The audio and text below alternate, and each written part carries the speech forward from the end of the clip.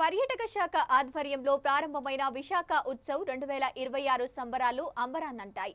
వేడుకల ప్రారంభానికి ముందు కళాకారులు, చిన్నారులు, క్రీడాకారులు కిలోమీటర్ల మేర కార్నివాల్ నిర్వహించారు. వారితో పాటు ప్రజాప్రతినిధులు వేదిక వద్దకు చేరుకున్నారు. ప్రముఖ వ్యాఖ్యాత సుమవారికి స్వాగతం పలికారు. అనంతరం 20 నిమిషాల పాటు తీరంలో బాణసంచా కాల్చారు. ఆ దృశ్యాలను చూసిన నగరవాసులు మంత్రముగ్ధులయ్యారు. ఈ సందర్భంగా కాళీమాత వేషాధరణలో కళాకారులు ప్రదర్శించిన నృత్యాలు ప్రేక్షకులను కట్టిపడేశాయి. విశాఖ ఉత్సవాలలో విశాఖ సాగర తీరం సందడిగా మారింది. సీ టు స్కై అనేటువంటి నినాదం ఇచ్చాం.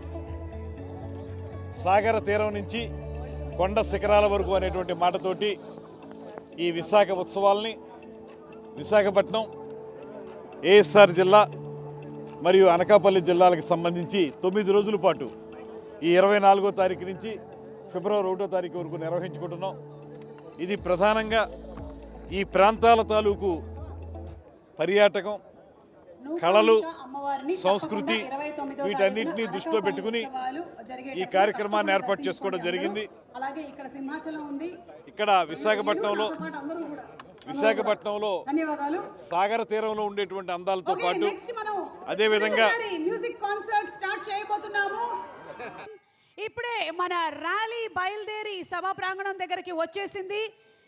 మీ రైట్ సైడ్లో లేదా లెఫ్ట్ సైడ్లో, మీరు ఎటు సైడ్లో కూర్చుంటే అటు సైడ్లో మీకు ర్యాలీ కనిపిస్తుంది. బ్యూటిఫుల్ కార్నివల్ ఇవాళ విశాఖ ఉత్సవాల్లో భాగంగా ఈ ఊరేగింపు మన సభా ప్రాంగణాన్ని చేరుకుంది.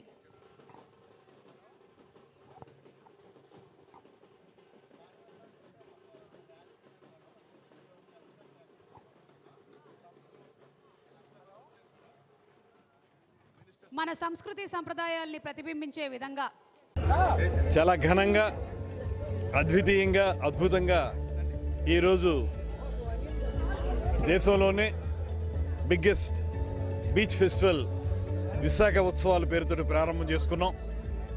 సీ టు స్కై అనేటువంటి నినాదం ఇచ్చాం. సాగర తీరం నుంచి కొండ శిఖరాల వరకు అనేటువంటి మాటతోటి ఈ విశాఖ ఉత్సవాల్ని విశాఖపట్నం, ఏఎస్ఆర్ జిల్లా మరియు అనకాపల్లి జిల్లా. అందరికీ నమస్కారం. విశాఖపట్నం ప్రజలందరికీ కూడా, అంటే ఉమ్మడి విశాఖపట్నం జిల్లాలో ఉన్న ప్రజలకే కాదు, విశాఖపట్నం అంటే ఇష్టపడే ప్రతి ఒక్కరికి కూడా విశాఖ ఉత్సవానికి సంబంధించి ఆ విశాఖ వాసులుగా ఆహ్వానం పలుకుతున్నాం. అందరికీ కూడా విశాఖ ఉత్సవ శుభాకాంక్షలు కూడా తెలియజేసుకుంటున్నాం. అంగరంగ వైభవంగా జరిగిన విశాఖ ఉత్సవాలు 9 రోజుల పాటు డిఫరెంట్ ఈవెంట్స్ ఈరోజు ఇక్కడ జరగబోతున్నాయి. ఒక పక్క లోకల్ టాలెంట్సే కాదు, డిఫరెంట్ ప్లేసెస్ నుంచి వచ్చిన జానపద నృత్య కళాకారులు, అదేవిధంగా మన కాన్సర్ట్స్ ఇవన్నీ